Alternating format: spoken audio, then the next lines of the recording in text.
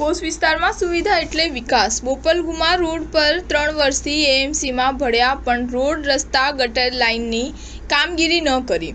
સ્થાનિકોએ કહ્યું, દાદાગીરીથી ટેક્સ ઉઘરાવી લે છે। અમદાવાદના વધતા વિકાસને લઈ શહેરના છેવાડે આવેલા વિસ્તારોને શહેરી હદ ભેળવવામાં આવી રહ્યા છે। વર્ષ 2021માં અમદાવાદ શહેર વિકાસ સત્તામંડળ હેઠળ આવતા બોપલ અને ગુમાને અમદાવાદ મ્યુનિસિપલ કોર્પોરેશનની હદમાં સામેલ કરવામાં આવ્યા છે। સરદાર પટેલ રિંગ રોડ પર આવેલા બોપલ વકીલ સાહેબ બ્રિજથી લઈ ગુમા ગામ સહિત આસપાસનો વિસ્તાર મળી 10 થી 15 કિલોમીટરનો વિસ્તારનો ઉત્તર પશ્ચિમ ઝોનના બોડકદેવ, થલતેજ અને દક્ષિણ પશ્ચિમ ઝોનના જોધપુર તેમજ મક્તમપુરા વોર્ડનો સમાવેશ કરાયો છે।